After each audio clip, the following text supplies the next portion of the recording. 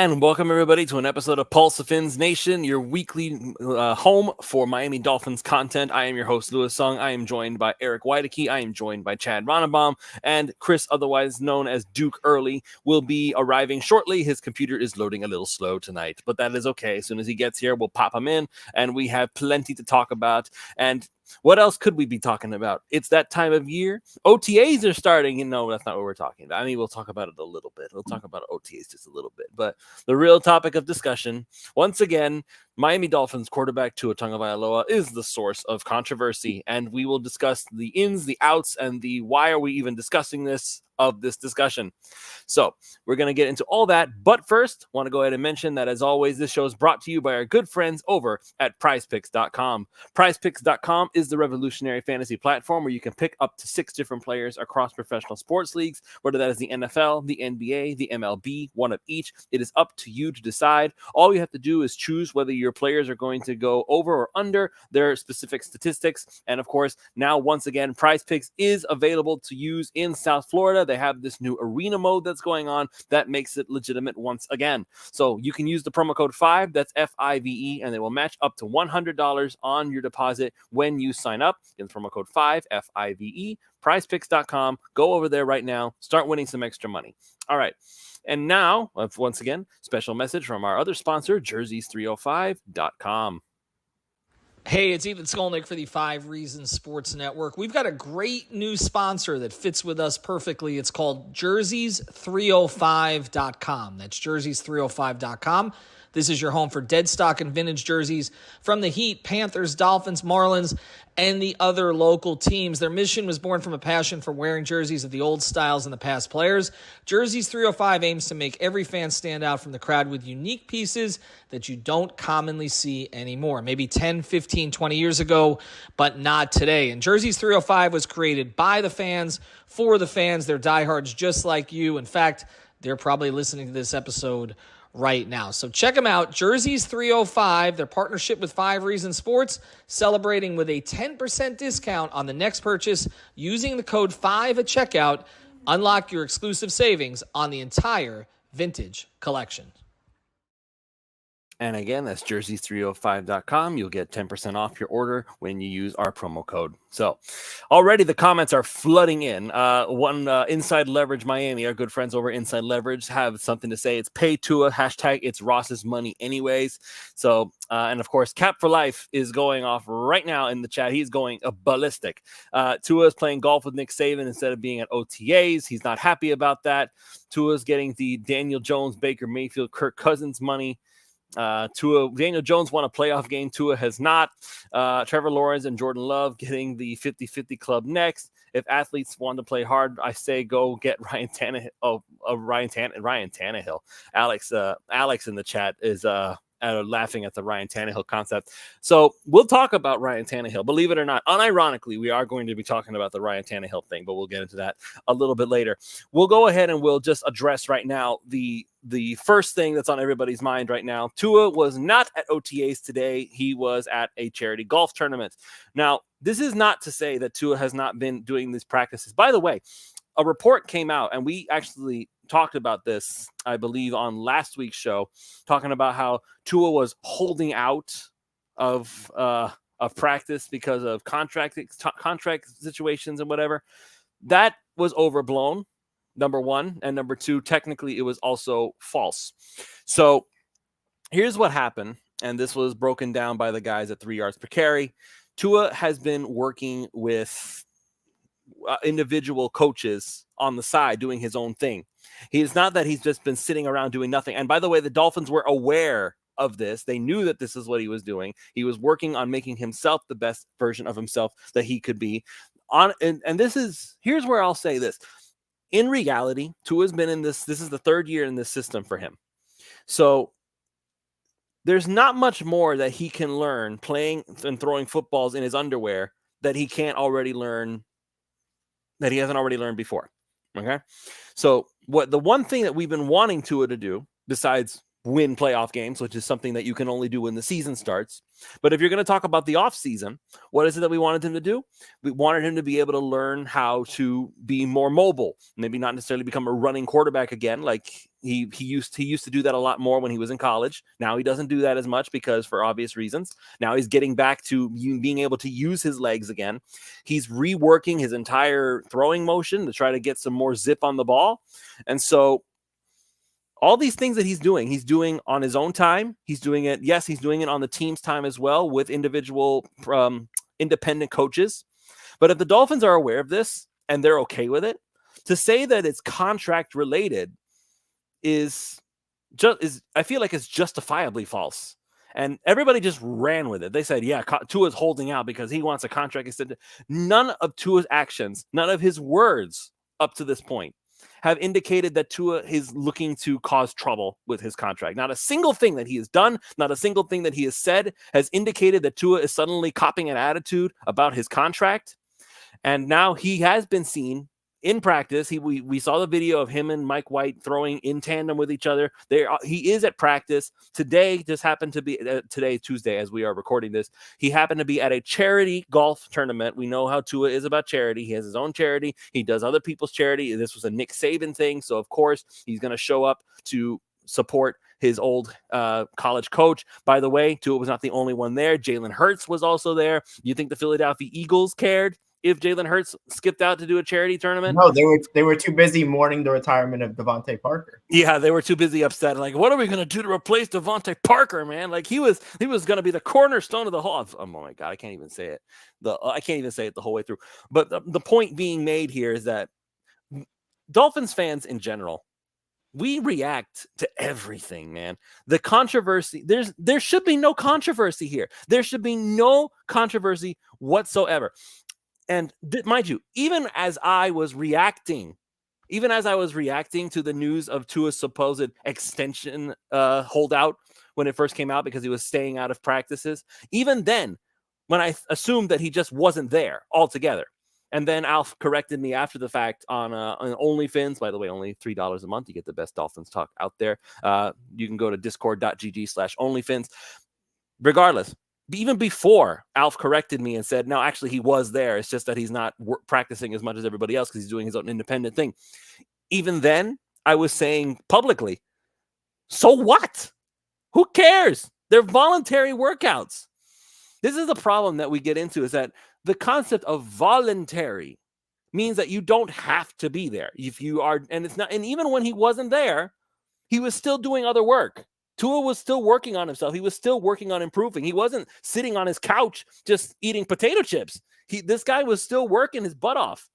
So this controversy that we're having here, it just feels like we're looking for any and every excuse to find a reason to not give Tua the money that he's going to get one way or another. He's going to get it. Not signing him is not an option at this point. They are going to extend him. The only question is how much. And it just feels like everybody's looking for some reason to say, this is why we shouldn't pay Tua. And quite frankly, I'm over it.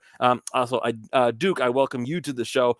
Since I don't know, I'm gonna give Eric and Chad a chance to talk first, just so you can kind of get their thoughts on everything, and then you can kind of get an idea of where we were headed with this whole discussion. You can chime in after. So, Eric, I'll start with you.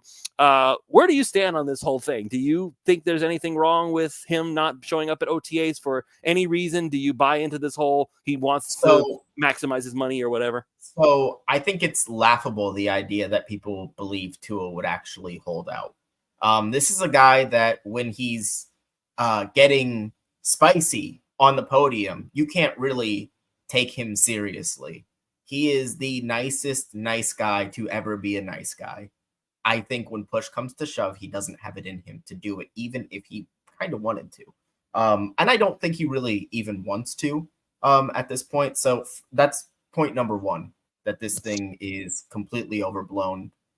He's not that kind of guy. I don't think he has that makeup in him to do something like that. So I'm not worried about him, going golfing, in Alabama today.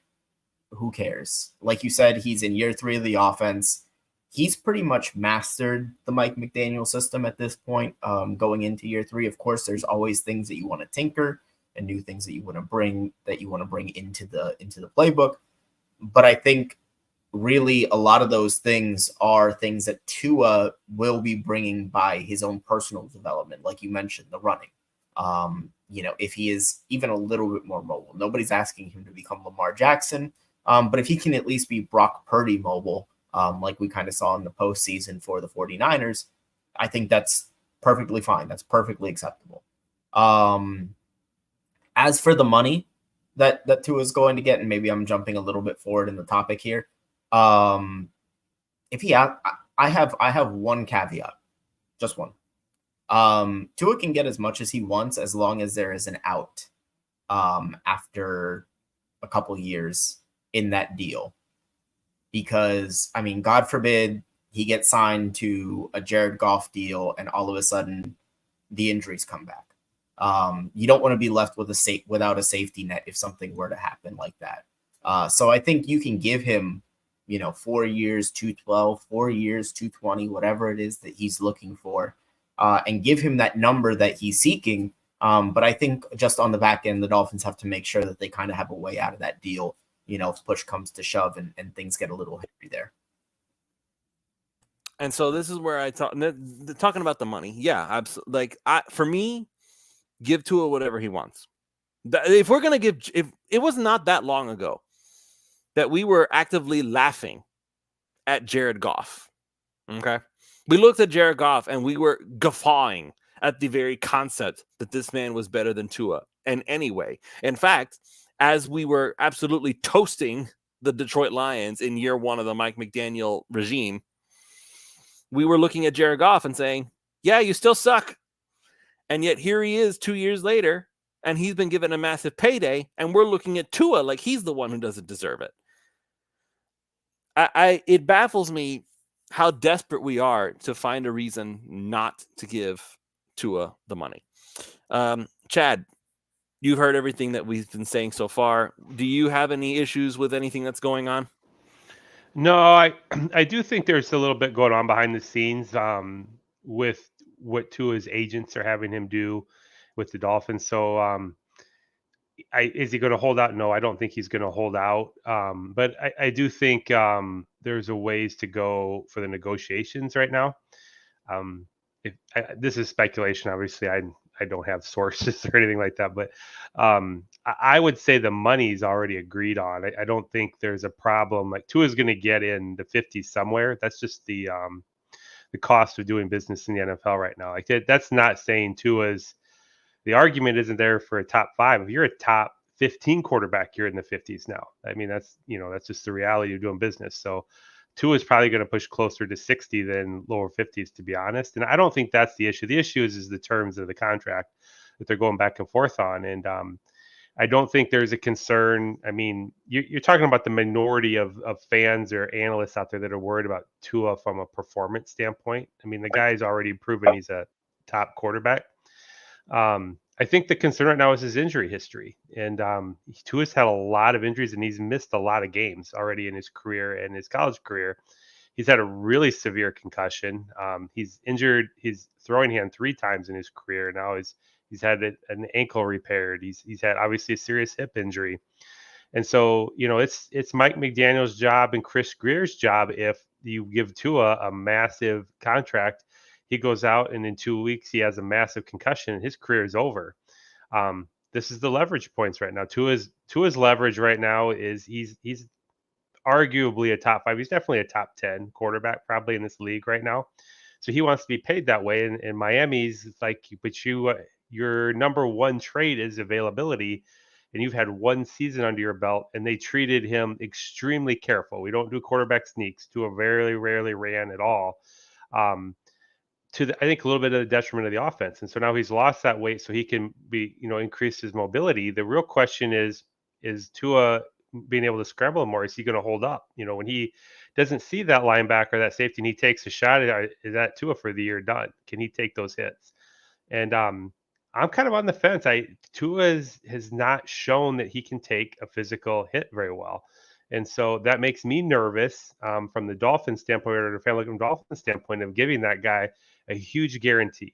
And so I think what Miami's wanting to do right now is, I think Eric was alluding to this, is what are the outs? You know, what if you can't play in a year? Like, what if you're going to have to retire because you have another concussion? So Miami's looking to protect themselves on the outs of the contract. Now, whether they do that is incentives like for availability or statistical thresholds he has to hit, I don't know. But I think that's where the negotiations are going back and forth, and the leverage.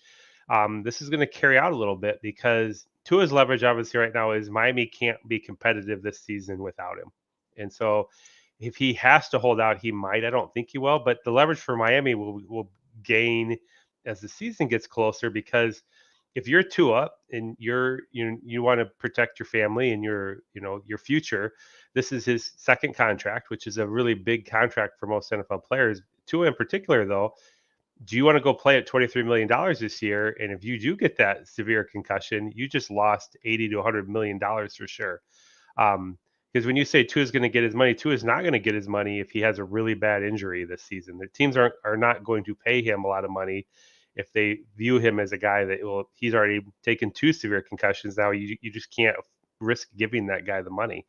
And so that's where the give and take is going to come in, I think, as we get into I think the contract will settle out somewhere around training camp time before it gets really serious, where you got to be there every day, where you might have to, do some things. You might take a hit or something. I mean, they're not going to let Tua get hit, but where it starts to get more intense in terms of what's going on in camp.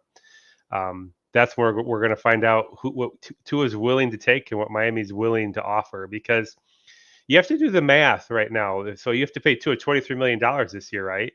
So you could easily tag Tua next year, pay him 40 million or 50 million, even whatever that cap number is. You average that over 2 years. That's a steal for the Dolphins. You just pay him $23 million this year. You tag him next year. You're less than $50 million a year right there. And so you've got him locked up for 2 years right now if you're the Dolphins, with the ability to walk at any time if he suffers an injury. So it's not I think in Tua's favor as much as people are like reporting it is. I just don't think Tua can afford to risk playing this year under his 5th-year option with his injury history. This isn't like a Justin Herbert or a guy that hasn't really had severe injuries. This is, I would say Miami, he's getting compared to Goff. Who you really want to think about right now is Joe Burrow, because Joe Burrow got the contract early, right? He was one of the first quarterbacks in that class to get the big contract, and he's played phenomenal. But why hasn't Cincinnati been competing lately? It's because Joe Burrow isn't on the field, right? He's hurt. And so Joe Burrow's missed almost 2 full seasons. That's where you're at with Tua. Is he going to be a Joe Burrow-like thing where how good is he really if he's not on the field? So I think that's my concern with the contract, and I think that's where I don't think this has anything to do with the Dolphins not feeling good about Tua's performance. I don't think it has anything to do with them not being willing to pay him in the $50 million a year range. And that's what Cap for Life is making it abundantly clear in the chat right now, that he is not a fan of Tua getting that $50 million a year. Like, I don't think he's really a big fan of Tua at this point at all. Talking about who's been paying, he protects his family because he's been paying for season tickets and it's about to get even more expensive. First of all, my suggestion to you, sir, maybe if you're concerned about how expensive the season tickets are, maybe just this once, just skip it this year. I mean, I agree, it's a bad economy. I'm trying to budget myself as well. Everybody should be. That's the reality of life as we know it right now. So that being said, Tua is going to get 50 million. There is no way that they're going to let Jared Goff, of all people, get 50 million plus a year, and they're not going to give that same to Tua. The only way that you can put Goff ahead of Tua is if you are taking into account the injury stuff. If you're just basing it off of, well, Goff won a playoff game and Tua hasn't. Goff has been around a lot longer than Tua has. Just keep that in mind. And we've seen a lot more of terrible Jared Goff than we have of really good Jared Goff. So I can't remember a time where Tua has been just god awful for any long stretch of time. There have been moments where he's had bad games, he's made bad decisions, but Tua, all in all, has been a very, very good quarterback his entire career when he's been healthy. There's been times where, again, we were laughing at Jared Goff 2 seasons ago. Ha ha, point and laugh. You suck, kind of laughing at Jared Goff. And everybody was right at the time. He got better in that system he's in. So for everybody to say, all of us, go ahead. Go ahead, Lewis. I was going to say, nobody cares about ratings. Like, we care about it as fans. What really matters is, are you winning as a football team? That's why Jared Goff just got paid. Would Jared Goff be really good on a different team? Maybe not. He might struggle. But the Detroit Lions were probably a few better play calls away from being in the Super Bowl, maybe even winning the Super Bowl. They were that close with Jared Goff. So if you're the Lions, and by the way, they still got rid of Goff to say, you know what, we want Matt Stafford instead. Right. But what do you? So as a team, because quarterbacks are so difficult to get, right? What are your options? So you come into the offseason, what are your options at quarterback right now? You look at a team like the Minnesota Vikings, who lost Kirk Cousins, who I don't think is better than Tua. I mean, you have to not really pay. I mean, Tua just led the league in passing and was the first ballot Pro Bowler. I mean, you're not paying attention if you don't realize he had a really good year. Now, you can say, well, it's Mike McDaniel's offense, whatever. It doesn't matter. They had success with Tua, and there's no option right now for the Dolphins that's better than Tua right now to have success. Just like there's no better option for the Lions than Jared Goff right now. Because the Dolphins have played too well. Their team's too good right now. They're going to win at least 7 or 8 games this year. They're not going to be in a top 5 pick, most likely, to get a top rookie quarterback. And the free agent quarterbacks, who are you talking about? You're vying for who? Baker Mayfield, Kirk Cousins. That's the free agent market. Ryan Tannehill. We'll talk about that. We will talk about that. Right. But so my point is, like, you have to look at it as we're having success. That is the cost of doing business for a quarterback is in the 50s. So I think a lot of people don't think that it's a big number, but that's the reality for the market. That isn't Patrick Mahomes. That's a top 15 quarterback, and Tua is a top 15 quarterback. I mean, it's backed up, and he wins 2 out of every 3 games he plays in. I mean, that's winning football. And so whether or not it's his arm or whatever your concern is, the reality is he wins 2 out of every 3 games he plays in, and that's a lot of value. And you pay a guy that has that kind of success. So I don't think the 50 matters or where you rank him matters. That's the Dolphins' best option.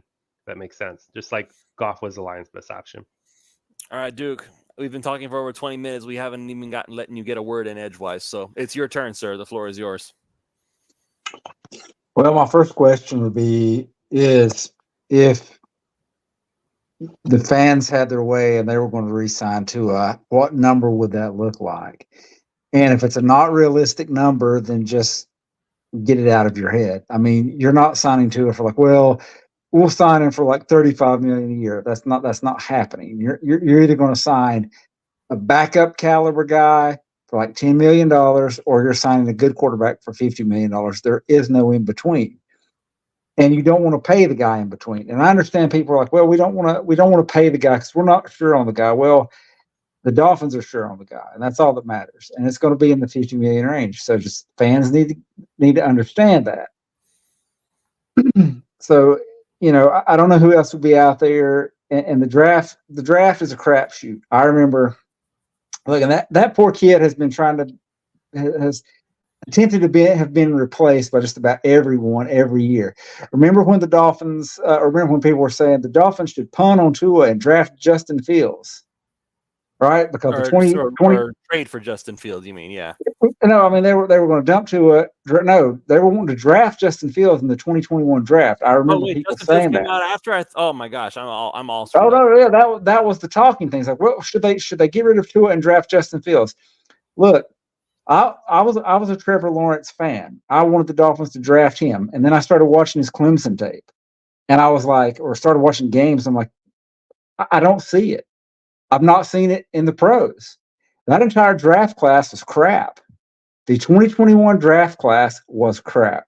Trevor Lawrence is the best of that bunch, and he's average. He's a mid quarterback at this point. I know fans are going, oh, I can't believe he's a generational prospect. He's the exact reason why the term generational needs to be retired, and people need to stop using it. He's tall. He's fair complexion. He's got a big arm. And he's got a mid quarterback. Blonde hair, and he looks like he's every girl's dream. He's a mid quarterback. Just face it. He's a mid quarterback. And that's all he is. He's still and so you look at what Tua has accomplished versus what Trevor Lawrence has accomplished. And yeah, he had that one game. He won a playoff game. And the only reason he had that one playoff game was because, well, the other guy that everybody loves, Justin Herbert, collapsed. A guy with a 30-32 career record, and that dude got paid. But he's a franchise quarterback, everybody says, except the guy just doesn't seem to do all that. So he's got a big arm, though. So, I mean, it's like I don't understand what fans are talking about. Tua is a good quarterback. He's learning. He's expanding. He's doing more things. And it's not exactly his fault that the Dolphins are completely crippled in later in the season with everyone hurt. And with the offensive line, all the guys backups playing and all that stuff. So everybody's trying to replace Tua, and what they need to understand is just how difficult that is.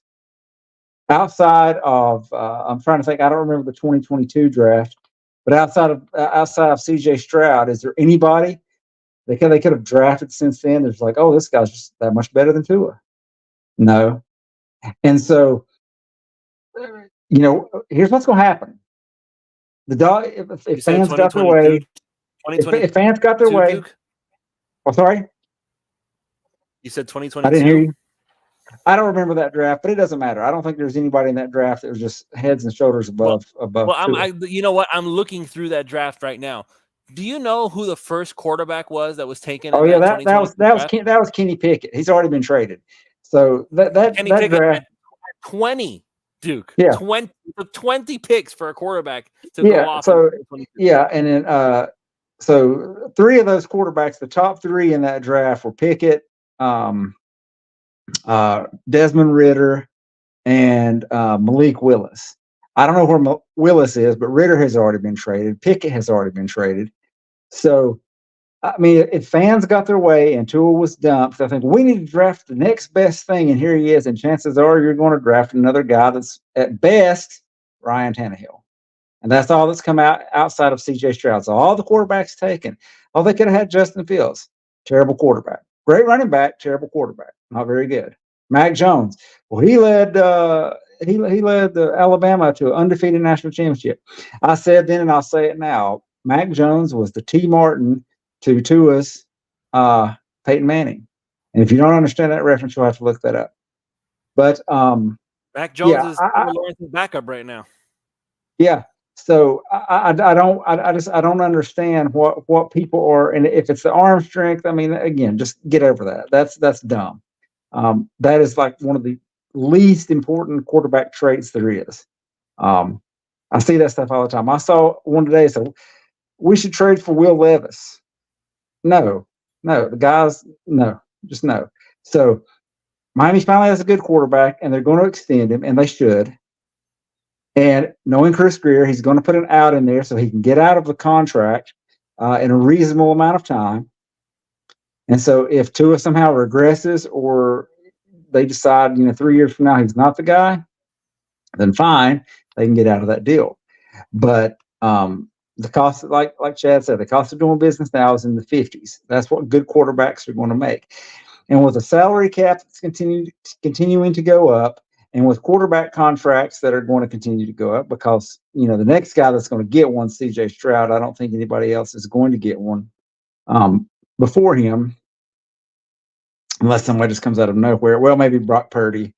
We'll see what his deal looks like. It's going to be even higher than that. So here in about 3 years, when Tua's contract and people are still complaining about it, there's going to be quarterbacks getting signed for $60 million a year or some other absurd number, and his contract's going to look like a bargain at that point. The same way when Patrick Mahomes signed his for 10 years, $450 million deal, and it was like this massive thing, and now it's a bargain deal. That's just the way it works. So, I mean, I think people just need to kind of stop worrying about that particular number. It's just the way it is. Yeah, there are people in the comments now. Darth Saint on Twitter talking about what leverage does Tua have this year? Why not play out? And if he has a great season, you pay him his money then. Duke just alluded to it, because if he plays well and other players end up getting paid, again, this is how NFL markets work. Payments don't go down. Okay, Antoine Winfield just got a huge deal from the Tampa Bay Bucks as a safety. Now, other safeties, including Javon Holland, I guarantee you he's going to push for this, and that's why I'm saying I don't want to bring him back at this point if he asks for it. He's going to push for big-time money. He's going to say, oh, look, the market just got reset because Antoine Winfield just got paid. Now, I want to get paid like Antoine Winfield Jr. because, look at me, I can play really well too. I just had a fantastic year at Anthony Weaver's scheme. I deserve to get more money. Like, no, you're still a safety. Up until literally last year, safety was extremely expendable. There are still a lot of really good safeties that are on the open market. You want to talk about good safeties? Jordan Poyer signed with Miami, right? For what, $2 million? And up until last year, he signed what was it, a $10 million deal to go back to Buffalo? I'm not sure exactly what the number was, but I'm sure Eric is pulling it up now because I see his mouth, his arm moving while I'm talking. But just the fact that Jordan Poyer came to Miami again after wanting to come to Miami the season before, and he signed for $2 million. The other safety that's currently available and nobody noticed?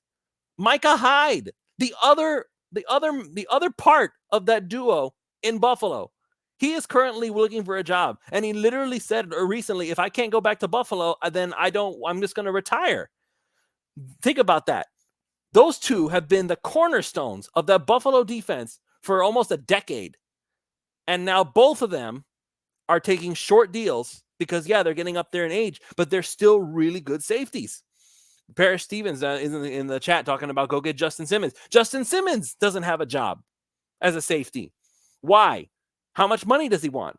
Or is it the position so expendable that these guys are all going to have to take $2 million deals just to be able to get on the field? Or do they decide, you know what, I'll sit out the year because I feel like I'm worth more than that? Well, okay, that's your prerogative, but you're not going to get paid. It's not going to change.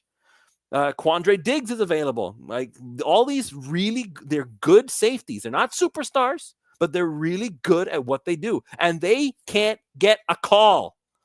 These guys are not getting any interest. They don't want it. And so with quarterbacks, though, it's a high priority position. The number keeps going up.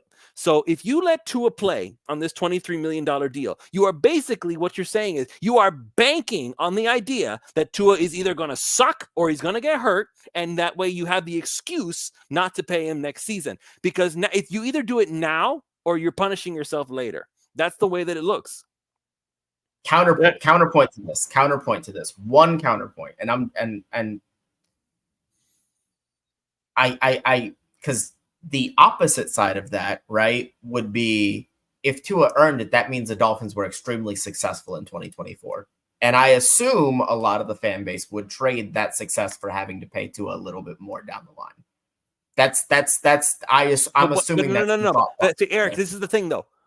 What is the definition of play well? If the Dolphins, for whatever reason, let's say it happens again, man. Let's say we're just that snake bit, and everybody on the team except for Tua is hobbled, and we end up facing Kansas City again in the wild card or whatever the heck reason, and we lose that game because it's Patrick Mahomes.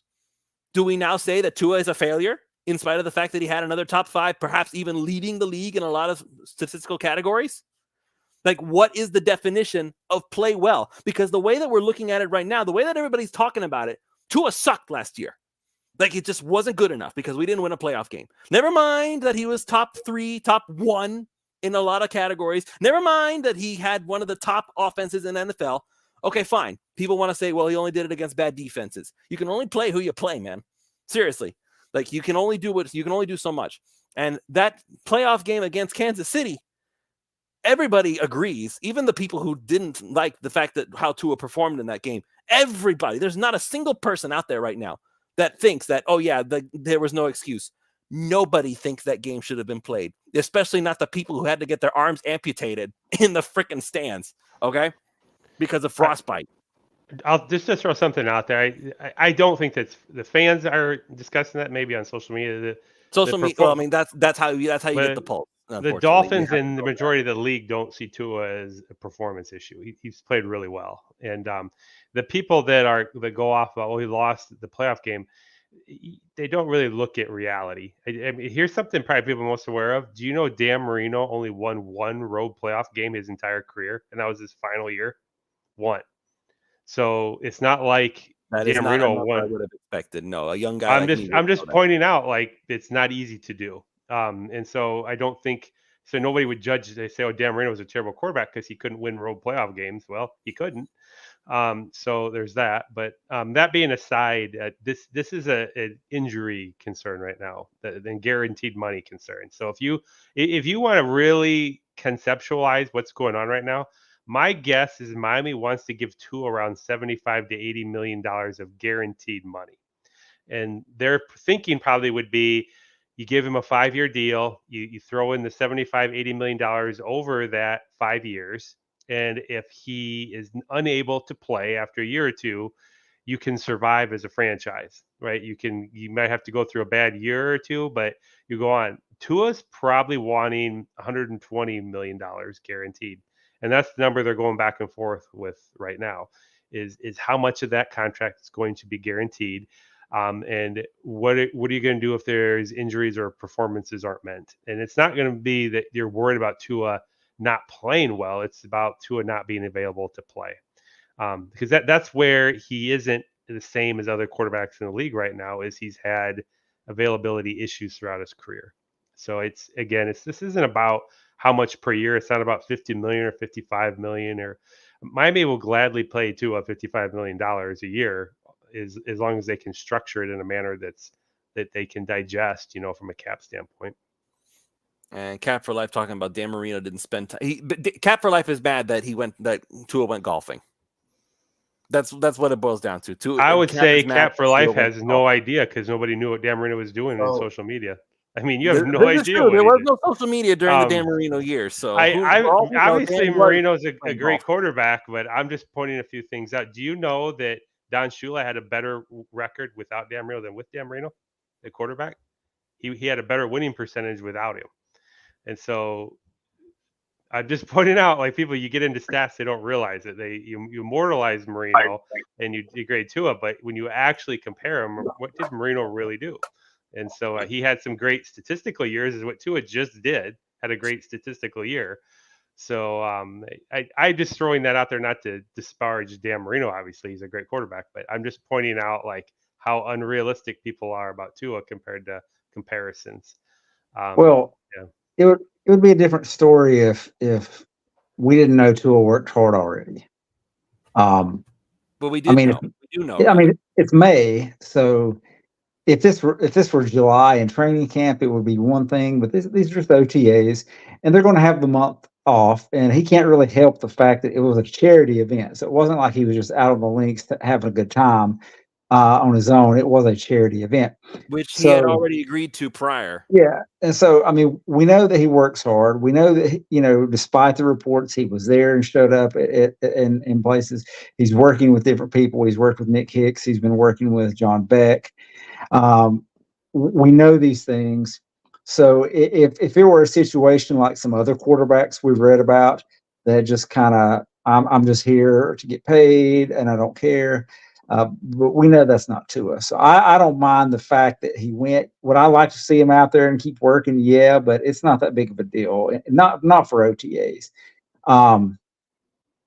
I like the fact I read that he's already been working with Malik Washington on running some routes and some things. So working on some timing there. So I mean, again, he doesn't seem like the kind of guy who looks at this as just out here to get a paycheck, and he's not putting in the effort. So I will give him a pass today. I don't think that's that big of a deal. I mean, even if he is, that's his leverage right now. He might be holding out a little bit of the non-voluntary stuff, but he won't hold out of the voluntary stuff. I don't think. The other way, you mean that he held out of he sat out the voluntary, but won't sit out the non-voluntary. Is that what you meant? Yeah, I'm just saying, like, his agent may be instructing him. I don't think Tua's involved in this at all. I think he's just doing what he's told from his agent. And his agent might tell him to, like, because they're trying to get a deal done right now. They're at the table. Let's just put it that way. His agent and Chris Greer and co, they're trying to get a deal done right now. And so his agent might try to create a little bit of leverage to try to just get this done. It might help him a little bit. So he might say, don't go to all these OTAs right now. You don't really need to, for the reasons you guys are just saying, and it might help us a little bit in negotiations. That's a lot different than Tua not showing up for voluntary stuff and things. So I mean, like, Yeah, think about a team like Houston right now who just paid Stephon Diggs. He didn't show up. I mean, he's paid. Like he should be there. It's a brand new team, brand new system. He didn't even bother to show up. Other teams like Justin Jefferson, he's not going obviously for contractual reasons, and it's part of how it works. For And by the this way, I want to negotiation point right out now. to everybody, Tua's not the only one who sat out today. Tua's just the only one we know about that as far as where he was. Tyreek Well, wasn't there. right. Like there were a bunch of stars that weren't there. And But yeah, you have nobody to cared. differentiate. Like if he wasn't around at all, that's one thing. But he is obviously in and out. Like he did, they had him on film throwing. They did report he was working on timing with Malik Washington. So I do think he's doing the crucial stuff anyway, more than is being reported. But like I said, they're going to be in negotiations for the next probably the next month or two, unless they're closer than realize. But it did sound like, if it's true, that they're ways apart yet on the negotiations, which tells me it's probably going to go closer to training camp. I mean, that's how But this is the thing, man. That's how negotiations go. Like negotiations are not like the agent has a number that he would like Tua to get, and the Dolphins have a number that they would like Tua to get. This is how negotiations work. It's not just, oh, you know what? I'm just going to give you a blank check and that's going to be the end of it. No, not even Patrick Mahomes was just like, how much do you want, Patrick? We'll give you whatever you want. Like, are you kidding? Come on. No, Eric. I see you rolling your eyes. No, like not even Patrick Mahomes is going to walk in there and say, Maybe, I don't know. No GM who even remotely deserves a job is just going to hand up somebody a blank check and say, write whatever you want. I don't care. You're just so good that we'll make it work no matter what. No, you still need room to work. You still have to haggle out to guaranteed money, how much you're going to get every year, how does signing bonus work, what's the salary cap hit. All that stuff comes into it. So Tua saying no, like the report was that Tua rejected the first contract offer. It was the first one. Like, of course, they have to go back to the table. They're going to go back and forth. They're going to haggle. And eventually they will come to a number that they will both shake hands and say, okay, we're good. It doesn't happen on day one.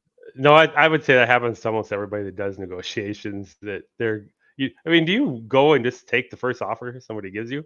No. I don't know if you've ever bought a house or a car, but I mean, do you throw an offer out? Do you just say, okay, sounds good? I mean, everybody goes back and forth. But I think from my experience, when it comes to these sort of things, does Tua want to be in Miami? Does Miami want Tua here? That's the real question. The answer seems to be yes to both. And when that answer is yes to both, it gets done. That's my experience, because you can tell, like, say with Jarvis Landry was disgruntled in Miami the year before the contracts negotiations, and they ended up trading him. So you can kind of see it coming, and you kind of knew that with Christian Wilkins. Like the Miami tried to get Wilkins a year ago, and they couldn't do it. Like he was like, no, I want to be the highest paid defensive tackle on the market, and Miami was like, well, you're not the highest defensive tackle on the market, and he's gone. But I mean, like you can kind of tell where they're at in negotiations. Now, if Miami doesn't get a deal done with Tua and we go into the season with him playing on his 5th-year option, then I would say there's a real chance he won't be back the following year. I mean, because that would tell me that it was a big enough divide that Miami didn't want him bad enough, or he didn't want to be here bad enough to do it. Because they're gonna do a lot of give and take to get it done if they both want it. And that's fine. They will get it there. So we got a little under 20 minutes left. I wanted to talk about something, and I know we've been teasing it this whole time. There was a report that I saw earlier today, and allegedly, and you guys can make of this what you will, CBS Sports is predicting and giving out odds that the Miami Dolphins are the favorite landing spot for free agent quarterback Ryan Tannehill this season. So let's talk about this. If you could get I see Eric shaking his head before I even asked the question. Okay, I know what your answer is. I'll let you say it. But like Ryan Tannehill is currently a free agent. He doesn't have a home. Obviously, at this stage in his career, he is a backup. He's not going to be starting for anybody anytime. Would you, if you had the option of having them both at the same price, would you prefer Mike White or Ryan Tannehill? I mean, my thing with Tannehill is is this? And it's not even because of Tannehill as a player, really.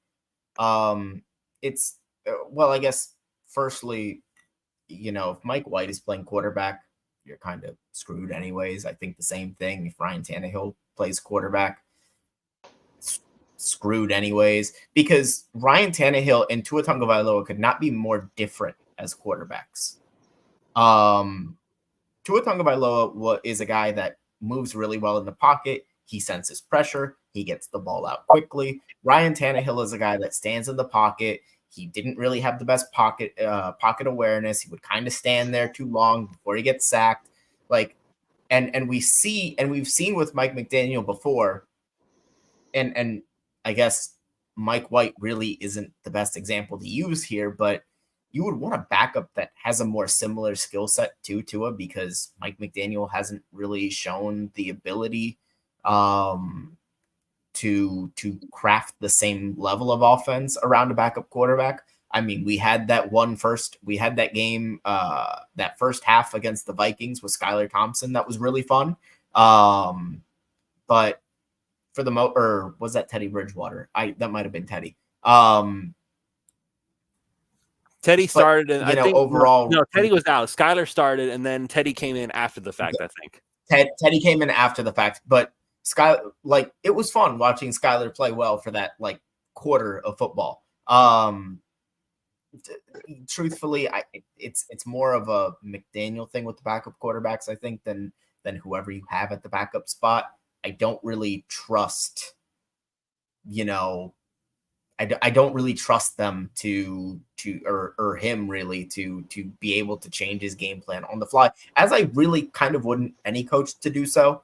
I just don't think the skill sets align there with Tannehill, and it would just be, I think Mike White at $5 million is kind of a waste of $5 million, and I think Ryan Tannehill at $5 million would be a waste of $5 million. I think Skylar Thompson is fine as a backup quarterback, because I don't think there's a tangible difference there, given what we've seen in the past with the ability of this team to succeed with Skylar Thompson as the backup quarterback. And we haven't gotten an opportunity to see Mike White in earnest play that backup role, but and have to play meaningful snaps, thank goodness. But I just don't really see what the tangible difference there would be. Chad, Duke. I agree with Eric wholeheartedly on the Mike White, Skylar Thompson. I think they're so close that just have three quarterbacks. I guess that's the benefit. The CBS Sports line, that makes zero sense. Why would Ryan Tannehill do that? So Ryan Tannehill, I'm sure, is being advised right now by his agent to just wait, because if Brock Purdy breaks his leg, or for example, that happens. Sorry to throw Brock Purdy. I just picked a random quarterback off the top of my head where they're on a competitive football team. They're going to pay Ryan Tannehill significantly more than what Miami would, because their season relies on it. Or maybe if Tua, same thing. If Tua got hurt, then maybe it would make a little sense, because he's probably the best quarterback on the market right now that's available. That's what Ryan Tannehill has going for him. And that I could probably see, I would say Ryan Tannehill's better than maybe a quarterback or two in the league. He's got to be in the top 32. So if you lose your starting quarterback, and let's say you're the Dolphins, and Mike White, let's say Mike White's the 47th best quarterback in the league or something. Maybe I'm being generous. Then Ryan Tannehill is better than Mike White. He's played a lot more. You kind of know what you're getting. That's the value of Ryan Tannehill. But why would Ryan Tannehill play for $5 million when he'd get more in that scenario, and then he'd be starting too? So I don't really look at the Ryan Tannehill thing as even realistic to me. That's been my number one frustration that you're on right now. Is I think it's our worst personnel decision right now that we just stayed pat at quarterback. And I know we did a whole episode on that. I believe we need a quarterback that's a running threat to play uncertain situational football, because the reason this team has not had the success that they should have, and the reason it's been 20 years, is we have terrible 1 yard to go conversion efficiency, terrible. And it's Mike McDaniel's biggest weakness, and that you should be converting 75 to 80% of the time when it's 1 yard to go. And Miami runs an offense that has about the same success rate as the 3 to 4 yards to go. and we get it about at that clip, about 40%, 45%. It's about how often we convert a 1 yard to go down. And that's how you win football games, is you convert those into first downs and you stay on the field. That's my concern with Tua, is like, are you going to quarterback sneak him? Or if there's just 1 yard to go, why are you trying to get fancy? Just take off, run. You might have to take a hit, but just get that first down. Like, how often do you see Josh Allen just take off and get the first down, just running? Tua needs to be doing that now. And if you're worried about injuries, get somebody in. That's why I was politicking hard. I wanted Justin Fields not to replace Tua. I wanted Justin Fields to replace Mike White, because I'm like, you can do a lot of stuff with the guy that benefits the team. So I'm still holding out hope that somehow, someday, we'll get a Cordell Stewart / type guy that can actually play some downs and some special formations and be the backup. But I don't understand the point of not trying to develop somebody, because I don't think the Dolphins are a competitive football team with Mike White at quarterback. I think we're probably in the bottom half of the league with Mike White starting. So what is the point? Skyler is the developmental guy, but I mean, not anymore. I mean, he should be the number 2 right now with a developmental guy. I would agree with that idea, but I don't understand what Mike White's helping us right now, because I would say if you threw out a Vegas line, if our starting quarterback was Skylar Thompson or Mike White, that line would be very close to the same as a chance of winning a football game. Well, let's put it this way. The Dolphins brought in another undrafted free agent. Kind of find the guy's name right now. By the name of Gavin Hardison. For what it's worth, Alf likes him. He's got a great arm. If you cut Mike White after June 1st, and this is an option Miami does have if they really like what they see in Gavin Hardison. If you cut Mike White post June 1st, it's about the same. $3.5 million in cap savings, 1.7 in dead cap. So that option's still on the table. Skyler still could be number 2, and maybe they have Gavin Hardison working as their number 3. That's an option. But if we're going to say that Mike White and Skylar Thompson are basically the same guy, that's fine. Ideally, again, Tua plays the whole season, so it's moot. But Duke, you've heard the arguments.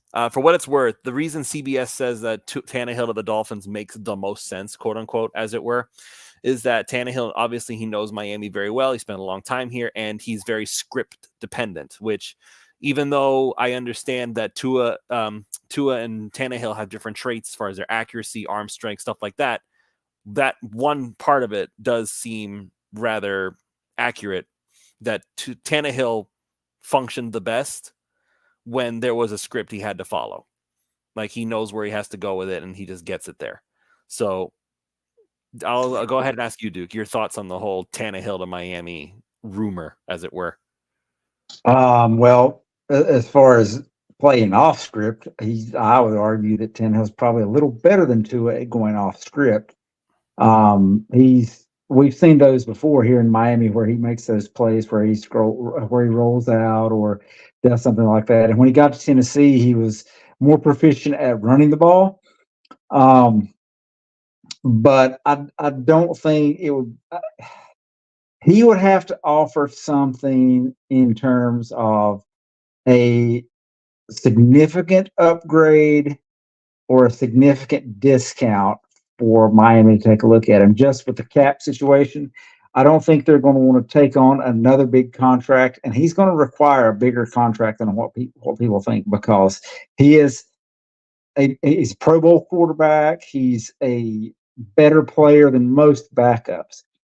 I think he will not get a call from anyone until probably training camp, and wait and see injuries. I don't know other backup situations. For example, like Cleveland last year had Joe Flacco. I don't know who their backup is this year. Maybe he goes to a place like that where he could come in and kind of play with a quarterback that also has injury history. I look at Las Vegas, and they have Aiden O'Connell. They have Gardner Minshew. Neither of those guys are, guys that you kind of expect to win. And if they start slow or one of those guys get hurt, I could see that Tannehill goes there. because he can come in and you expect to win games with Tannehill. I just don't think the fit's there in Miami simply for a cost and for what he's bringing to the table at the cost he's going to get. So if you can bring him in at like $2 million, great. He's not coming for that. So I wouldn't do it. As far as Skylar Thompson, I think we covered this last week. He went back to his original number, so he's going to be fine. Parrish Stevens, by the way, is predicting that Tannehill goes to Indy. To answer your question, by the way, Duke, Jameis Winston is one of the backups in Cleveland, along with Tyler. So I didn't know. Indy has Joe Flacco, so I don't see Tannehill going there.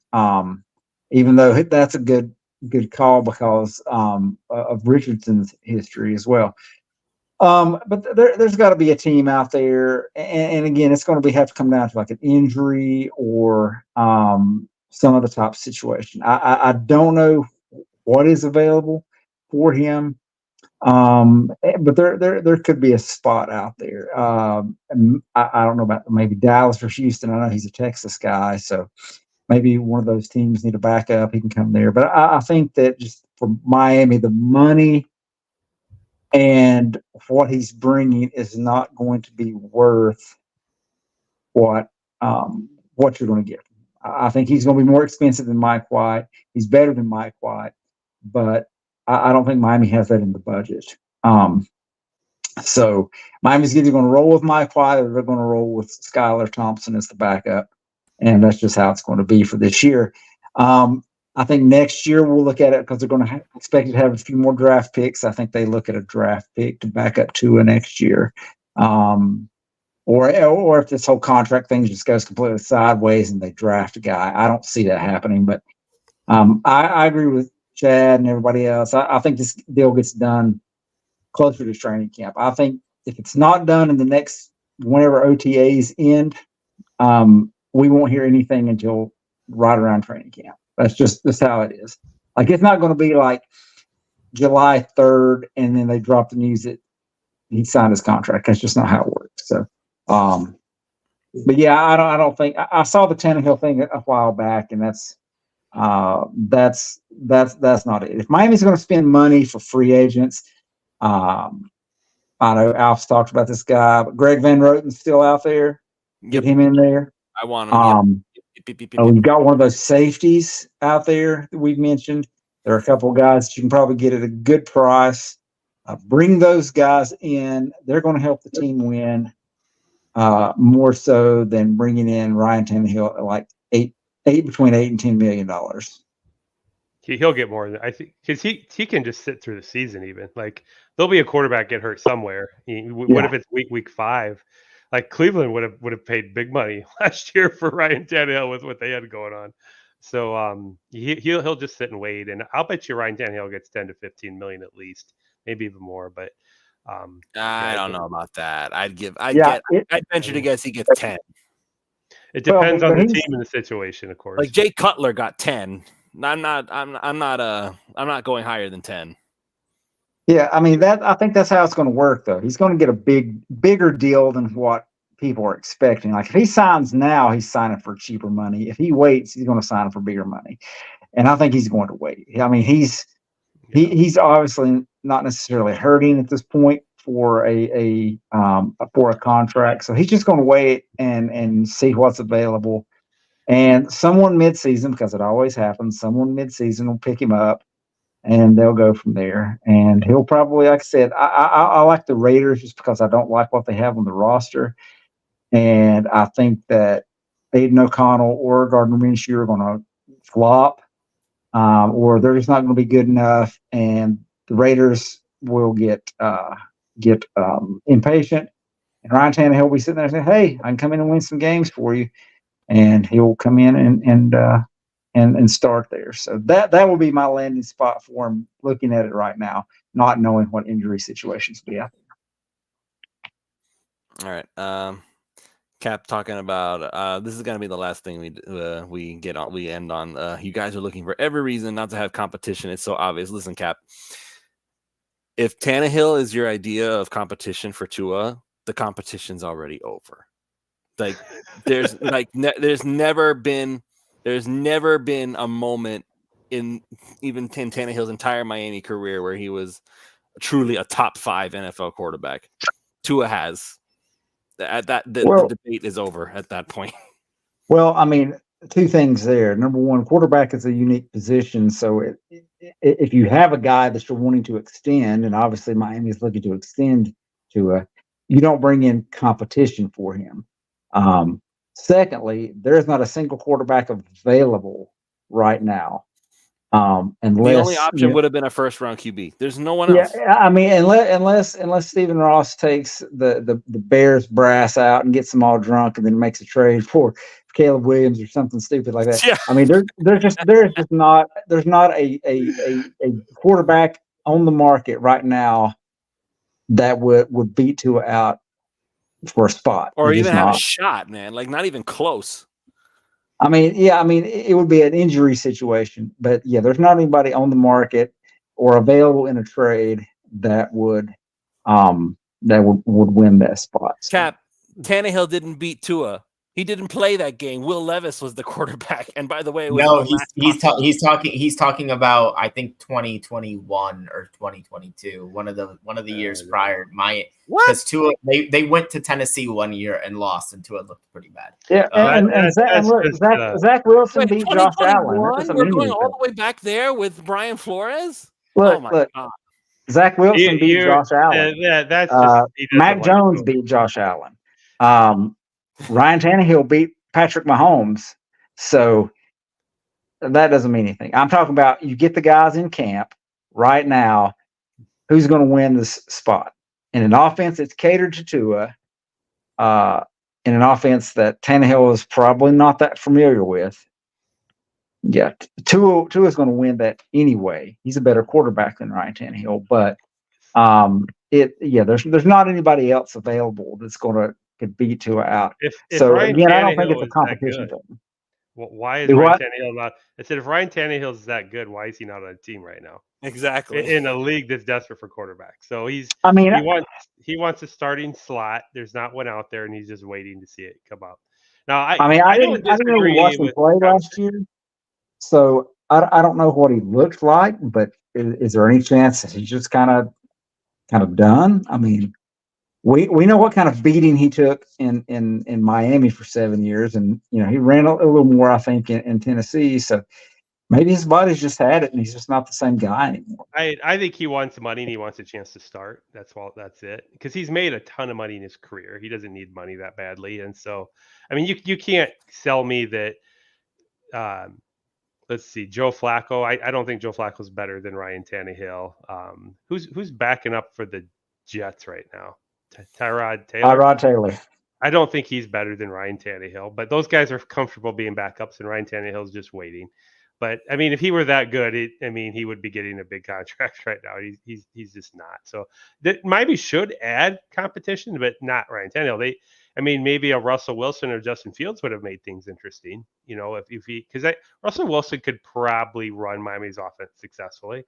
I don't know where he's at in his career. I know he had a rough go in Denver, but yeah, that's just it, man. It's like in Denver, it wasn't that he would look mid. Russell Wilson looked bad in Denver. I'm just pointing out somebody who could you realistically come in and play and maybe have success.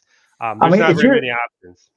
I mean, Eric, I'm not necessarily ready to scream. Like Eric, what's wrong, man? You want to jump out of your seat. No, I'm just honored that we have a league insider here in the chat right now, and Cap, who knows the inner workings of the Tua negotiations, while simultaneously knowing that Ryan Tannehill has the most interest any free agent quarterback has ever had in the history of the league. like, come on, man. Come on. Well, yeah. I mean, as far as if you're going to bring in somebody for competition, you're not bringing in a guy that's at the back end of his career. It's different if it was like a Kurt Warner situation where guy played in a different league or something like that. I know I'm going to bring up this name, and it's going to sound goofy, but if you're going to bring in a guy for competition reasons, or a guy that you think we can get more out of him than what he had before, a guy like Zach Wilson would have been who you want to bring in. The guy's got talent. He's got talent. Okay, Well, he was a second overall pick for a reason. He's not necessarily a horrible, hideous quarterback. I think part of that's just the Jets. I mean, let's just face it. That's the Jets are going to jet. And look, Geno Smith was a Jets quarterback. Took him 10 years to wash off the stink of the Jets, but he did it because the Seattle becomes a Pro Bowl quarterback. Do I think that Zach Wilson is a guy that's going to beat Tua out? Absolutely not. He's not going to do that. But he's a guy that you think, you know what? We might can get something out of him that the Jets could not. We know the Jets are kind of, they're kind of offensively inept as far as their systems and things like that. Anyway, maybe that's a guy that might then say, hey, you know what? I'd like to get my hands on him and see what I can do. And what did it cost you? Like a late round pick. So if it does, who cares? So that's a guy that I think you bring in. Not him, but a guy like him. Like you mentioned, a guy like Justin Fields, a guy that's out there that's like, he's got some tarnish, he's got something wrong. We think we can fix him. You don't bring in the Joe Flacco's and the Ryan Tannehills and those guys to say, we want you to be competition. Because even if these guys come in and win, and they come in and take over the starting spot, you have 2 or 3 years of them at most. You don't have a future there. So you bring him in if he's comfortable being a backup. That's it. You laid it out. If they would have wanted to, they would have already done it. I mean, I could throw names that you could have. Justin Fields obviously is a good one. Sam Howell, you could have grabbed somebody like that. Where's he at now? Seattle. I can't remember where he Seattle. Was. I'm not saying Sam Howell's that great. I'm just saying, do you want to bring in somebody realistically to kind of competition? And they didn't. Mike White's not realistic. Skylar Thompson's not realistic. And Ryan Tannehill wouldn't be. Chad. There's you're talking about competition in the sense that there's upside, right. And we're talking, but that's the thing though. There's no the way that Tua has played these past few seasons. There really isn't anybody that you can look at and say, yeah, that guy measures up to Tua. Yeah, that guy measures. Not realistically, no. Not that a team would let go of. No, that's my point. That's why you pay him the $50 million a year, because he's the best option for your team to succeed. So, and they will. All right. And if it's not that guy, you draft a guy. And that's just it. But that's something for next year. By the way, Kirk Cousins is pissed about Michael Penix. Just want to point that out. That was the smartest move. I've been saying people should do that for a long time. I know Kirk Cousins is pissed, but at a position they're going to make out well on that deal, because either Kirk Cousins is going to get traded for probably quite a bit for somebody that really needs him, or Michael Penix is going to get traded for a lot for somebody that really needs him. Cousins seemed to imply that Atlanta was his last stop. So, yeah, but he's thinking a 4-year career. That's what he's thinking, the life of his contract. I'm just saying, if Michael Penix looks really good and you can get 2 or 3 firsts for Cousins from somebody, would you do it? I mean, you might consider it. So I don't know. It depends on the situations. I'm just saying they're going to get more than what they gave up for Michael Penix as that pick. I bet you they parlay that into an extra first-round pick minimum, that draft. Of course, you got to stay. Granted, you have to keep your job long enough to do that, but the Falcons will make out well. I don't know that the GM will. All right. We're going to go ahead and call it here. Everybody, thank you all so much for joining us. As always, we always appreciate when you guys have a lot to say. Really adds some extra depth to the conversation. Once again, if you have not already done so, go to prizepicks.com. Use that promo code 5. That's FIVE. They will match up to $100 on your deposit when you sign up. And, of course, Jerseys 305. Go ahead and jerseys305.com. You get 10% off when you use the promo code 5 when you make your order. All right. We're done here. We'll see you next week. Hopefully next week we'll actually talk about the schedule. The thing that came out before all this, but we have to talk about Tua. All right. We're done here, folks. You all have a great night. And make sure you check out OnlyFins, $3 a month, at discord.gg/OnlyFins, and the 3 Yards Per Carry podcast feed. We'll have this show up very soon. Good night.